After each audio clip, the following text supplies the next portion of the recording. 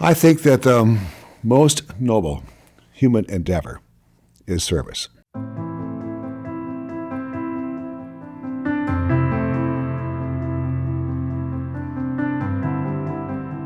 Helping Montana, especially college-age kids, get out of their comfort zones, get out and see the world. And that's why we've set up the Baucus Institute. So our legacy, not just me, but future. It's future Montanans. In the next, it's trite, but it's true. This is our future. These are our college-age kids, and I want to do whatever I can to expose them to new ideas, how big the world is, and how there really are solutions to all our problems.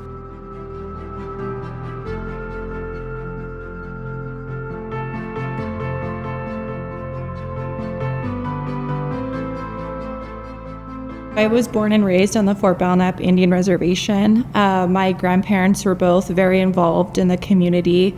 My grandmother is Assiniboine and Gros Ventre, and my grandfather's Gros Ventre. And he was also very politically involved in the community. So he was on the Gros Ventre Treaty Committee. He was always very aware of the politics that were going on at home, and he would talk about them with us. And I think it just kind of showed me the importance of being tapped into your community and how important legislation and laws are to Native communities. So the summer after my first year of law school, there was an opportunity to travel to Ireland for a comparative government and legal system course. I was accepted, and then I realized I probably could not afford this trip, which was really sad, but I had reached out to the Baucus Institute just to let them know I don't think I can go. And they let me know there was this great scholarship specific for Native students to participate in these programs. Traveling to Ireland just burst my bubble in the best way, because it showed me a totally different group of people, and there was a lot of international people from all around the world that lived there in Ireland. And then I came back to the United States, and I just felt so different. Traveling internationally and gaining knowledge, I think, just really changes you, and I felt changed by that experience, and I became really hungry to experience more things like that after. In the college I went to had an overseas campus. It was over in France. So I put my hat in the ring. Holy mackerel, I got accepted. I'm going to France. And so 6 months foreign campus in France. So I decided after 6 months going to school there, I'm not going home.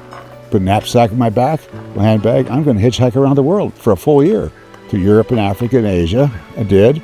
Best year of my life, the most formative year of my life.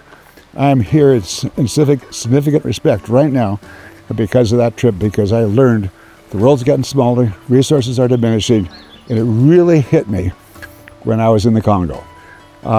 It just a lightning bolt, an epiphany. World's getting smaller. Our resources in this world are diminishing.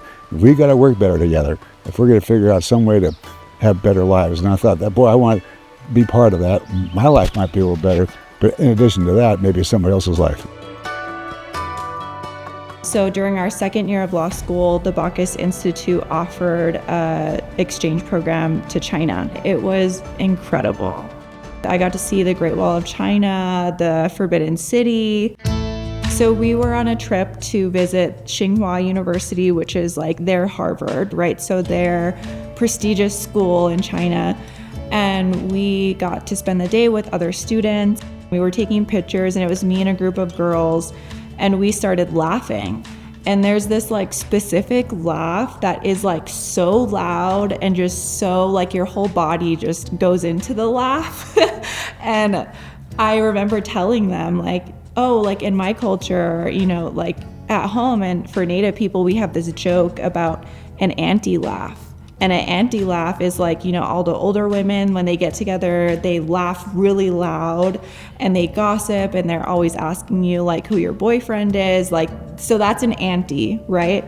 And they were like, oh my gosh, we have that same thing, and we call them aunties too. And they said they just laugh so loud together. And it was so funny to see totally different parts of the world have this same name for this same type of like women gathering together. It was really funny. I've learned that people are really alike worldwide, whether they're in Europe, whether they're in China, whether Montana. Really, people are all the same. And what is that? Basically, people want to have a decent income. They want to be able to have food on the table, take care of themselves. They want to take care of their kids, decent education, upbringing for their kids, air and water pollution addressed, decent health care, be left alone a little bit, pursue their dreams. People the same all around. And with that recognition, maybe we can work a little better together and avoid some other stuff that really is irrelevant. But stick with the basics, and that is a basic. I grew up in Busby, Montana, which is located on the Northern Cheyenne Reservation in southeastern Montana.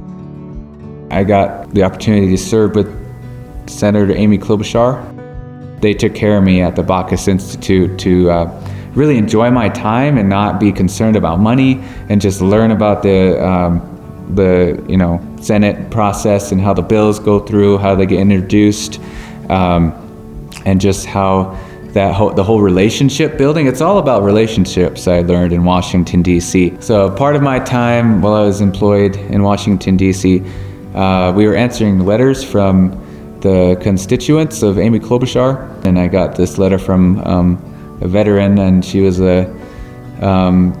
just trying to figure out what this PAC Act was about and like what benefits she could have, and just communicating with this lady. And then she was like, great, I'm going to get started on it, and I'm going to start applying and doing this for myself. And I was like, good, like really good. Like, I'm really happy that you're empowered to do this now. I know that trip planted the seeds clearly for later interest in public service. But when I came back, it was kind of interesting. When I was in college, I got just average grades. I was a nobody. I got C's, maybe got a couple of D's. I was just terrible. My senior year, I was alive. I got all A's.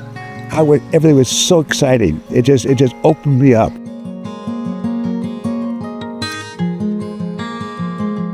The Baucus Institute was instrumental in creating the Native American Center here within the law school. They provided all of the funding. They reached out to Native students, and they started asking us what's happening. And we all kind of had similar responses. We're moving away from our support systems. A lot of the Native students are coming from reservations, so it's a little bit of a culture shock where they're now in a minority population. We're far away from our families, and it's really isolating. But we're also more likely to be first-generation students. Our families haven't gone through this process before. So that's where the Native American Center began. And we wanted a space within the law school where Native students can connect with each other and socialize or engage in culturally significant practices. There are sewing machines here in the Native American Center, so we can get together and work on regalia, which is traditional Native wear that's really important to our spirituality and our cultural identities, or ribbon skirts or ribbon shirts or ribbon dresses, which is a symbol of Native resilience. I really tried to figure out solutions to problems, trying to help people solve stuff and listen to people. And I'm the guy basically who wrote the Affordable Care Act. And it took years in the making, but we spent a lot. I forced the committee, I was chairman of the committee, and everybody listened, Republicans, Democrats, we're going to work together here, try to find a solution here. No ideological axe to grind anywhere here. Let's just figure this all out. And that's an approach that means a lot to me. I think that's what politics is all about, is this like solving societal issues, not party line voting or like not who's better than who or who has more money. It's about, helping communities. And I think that's kind of what we all want, is that sort of life, is to have a good education or a great career, or just doing what you love, but also connecting with family and friends and meeting new people. And I think that's kind of what Montana is all about. People come to law school for various different reasons and different goals. But coming in, I was really solid in that I wanted to serve tribal communities. I wanted to represent tribes. I wanted to defend Native people. I wanted to help and uplift my people. My tribe, the Little Shell Tribe, was recognized in 2019 by the federal government. And post-graduation with my master's in social work degree and my law degree, I hope to help them create tribal court systems, particularly an Indian child welfare court, and to help them write their own tribal codes. So I'd like my legacy to be, here's a guy who really worked hard. He did his very best. He cared about Montana. All these things he did for Montana, there's a long list of legislation. The main reason I've set up the Baucus Institute because I'm trying to help kids, college-age kids, because I was in college at that time, out of their comfort zones, get out, travel. I'd like to maintain that legacy and build it up so it's an endowment that lasts forever. When I kick the bucket, it's still there, and a bunch of kids are still participating.